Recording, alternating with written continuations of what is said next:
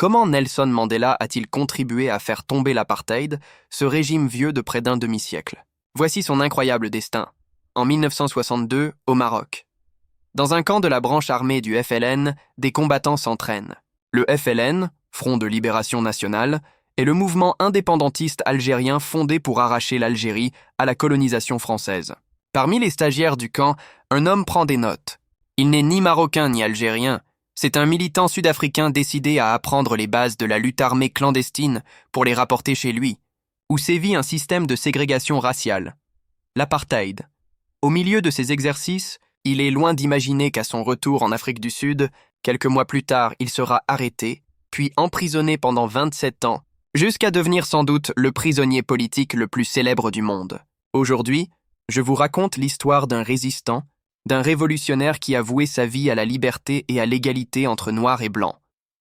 Comment Nelson Mandela a-t-il contribué à faire tomber l'apartheid, ce régime vieux de près d'un demi-siècle? Voici son incroyable destin. Le 18 juillet 1918, à Mvezo, naît Rolihlahla Mandela, au sein d'une famille royale Tembu, ethnique Xhosa, en Afrique du Sud. Son père, Nkosi Mfakanyiswa Gadla Mandela, petit-fils de roi et conseiller traditionnel auprès de Jongintaba, a 4 épouses. La mère de Rolihlahla s'appelle Nozekeni Fanny. On l'appelle aussi Madiba. Et son nom de clan, une marque de respect. Enfant, Madiba mène une vie paisible. École traditionnelle, jeux avec les autres, gardiennage des troupeaux. Surtout il aime écouter les récits et légendes que lui raconte sa mère le soir. Mais avant d'aller plus loin, un détour historique s'impose. L'Afrique du Sud, colonisée par les Hollandais en 1652, passe sous contrôle britannique en 1806. En 1910, Londres en fait un dominion. L'Empire conserve la main sur l'externe. Mais les descendants des colons hollandais, les Afrikaners, gèrent l'interne. En 1913, le Natives Land Act cantonne la majorité noire à moins de 10% des terres, tandis que la minorité blanche, environ 15% de la population, s'approprie 90% du territoire. Dans ce contexte naît l'ANC, African National Congress, destiné à défendre les droits des Noirs. Retenez bien ce sigle, il reviendra souvent. Revenons à Madiba.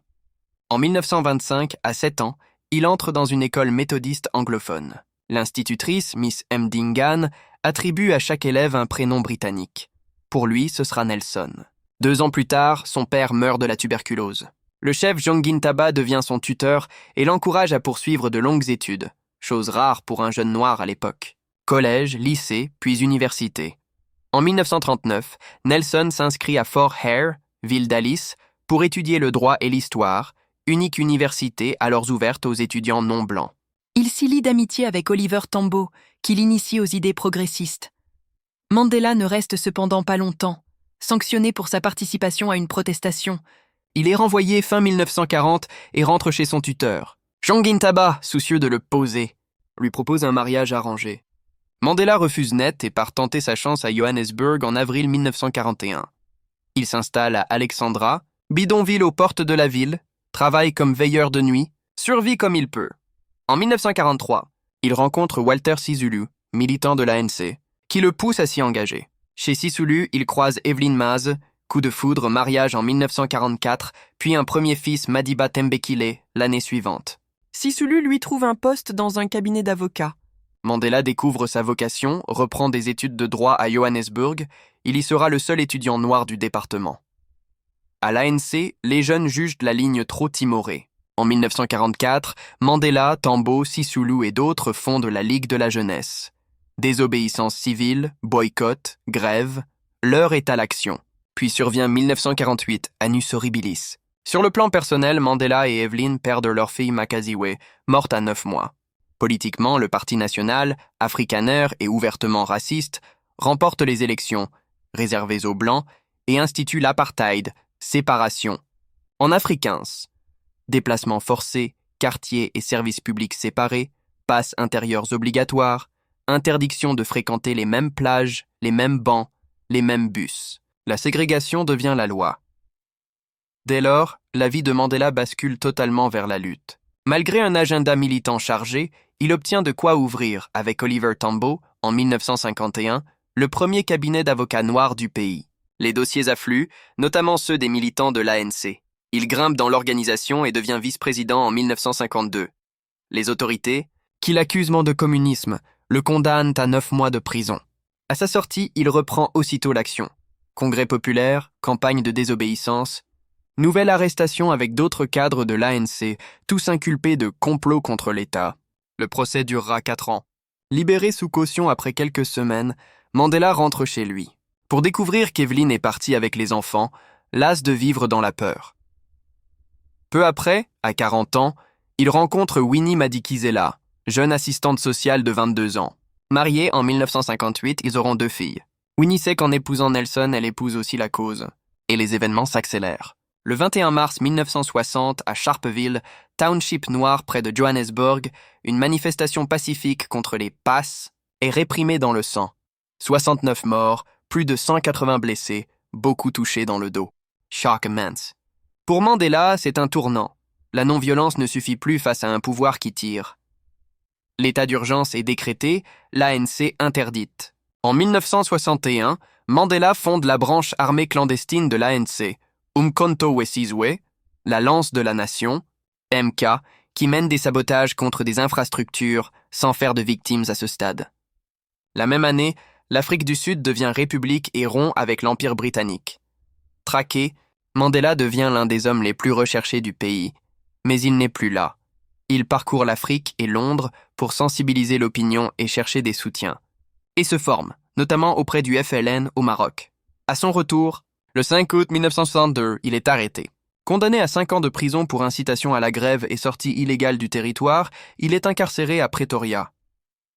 En 1963, 19 cadres de MK et de l'ANC sont arrêtés à Rivonia. S'ouvre alors le procès de Rivonia, 8 mois durant. Sur le banc des accusés, des Noirs, un Indien, un Blanc, tous passibles de la peine de mort pour complot, trahison et sabotage.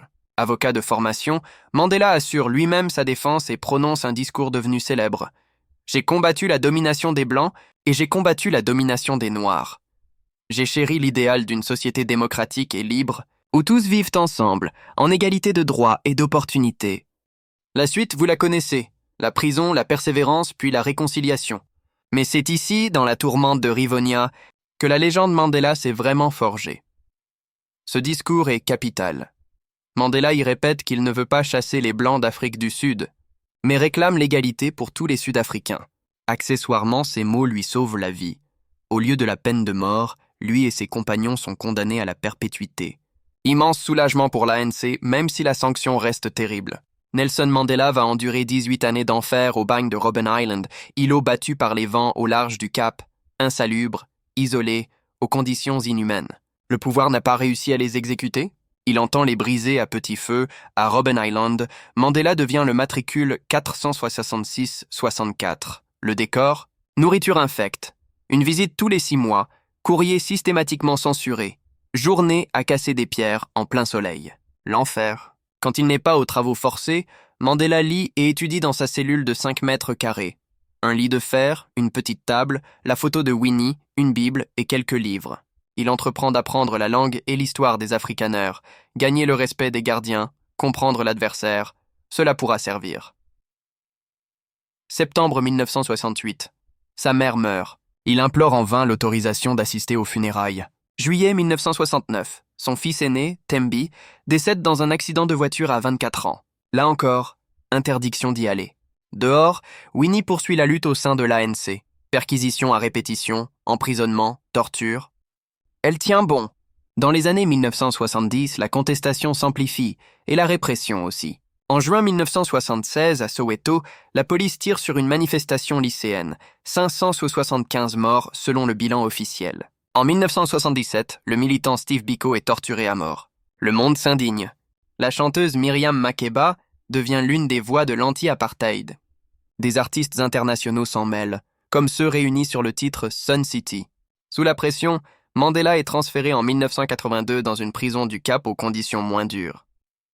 La lutte continue et s'endurcit. Certains membres de la branche armée de l'ANC répondent à la violence d'État par des attentats meurtriers, comme à Pretoria en 1983. 19 morts, plus de 200 blessés. Le pays frôle la guerre civile, le ingouvernable. Devient la règle. Le pouvoir afrikaner comprend qu'il n'a plus le choix. Il faut ouvrir une porte. On propose à Mandela un marché, sa liberté contre l'abandon de la lutte. Il refuse net. En 1986, nouveau transfert, cette fois dans une maison sécurisée avec jardin et piscine. Détail en apparence anecdotique mais hautement symbolique. Le vent tourne. Le 70e anniversaire de Mandela, en juin 1988, donne lieu à un concert géant à Wembley, diffusé dans une soixantaine de pays, 600 millions de téléspectateurs.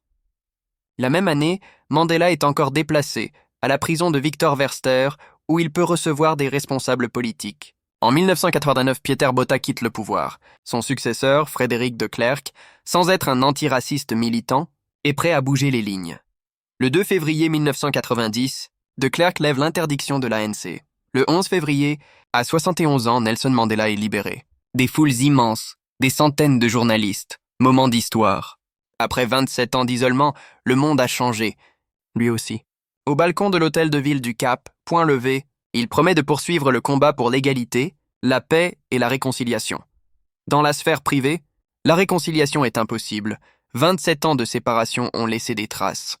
Winnie, devenue une figure redoutée, a franchi des lignes avec une milice qui a enlevé et conduit à la mort un jeune noir contestataire. Acquittée pour complicité de meurtre mais reconnue coupable d'enlèvement, elle devient encombrante pour une ANC qui veut afficher une image d'apaisement.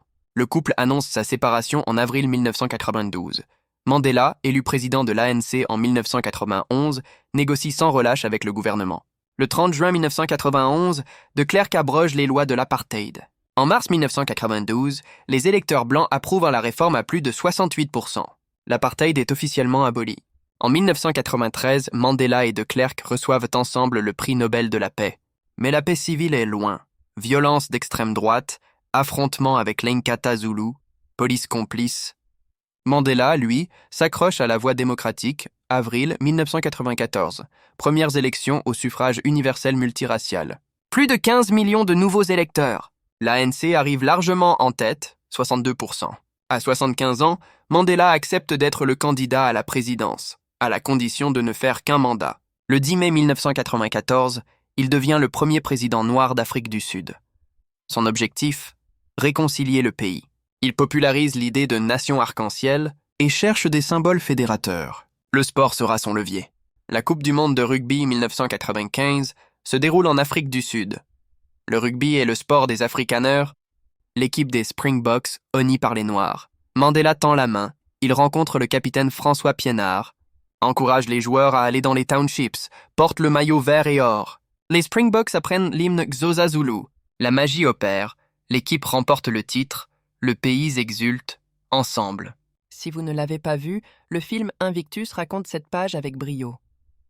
En 1996, Mandela promulgue une nouvelle constitution pour verrouiller juridiquement l'égalité et prévenir tout retour en arrière. En 1998, il se remarie avec Graça Machel, veuve du président mozambicain Samora Machel. En 1999, fidèle à sa promesse, il se retire après 5 années éreintantes au pouvoir. Il crée sa fondation, s'engage contre le sida, son fils Magato en mourra en 2005. Le 5 décembre 2013, Nelson Rolihlahla Mandela s'éteint à 95 ans. Le monde rend hommage à Madiba. L'Afrique du Sud reste marquée par de lourdes inégalités et par la corruption qui a miné le pouvoir. Mais blancs et noirs partagent désormais les mêmes droits et vivent en paix relative. L'histoire de Nelson Mandela, c'est celle d'un jeune prince épris de justice devenu le visage de la lutte anti-apartheid. D'un prisonnier de 10 000 jours qui refusa la haine pour choisir la réconciliation. Du premier président noir du pays qui a mis son pouvoir au service de la paix. Abonnez-vous si ce récit vous a plu.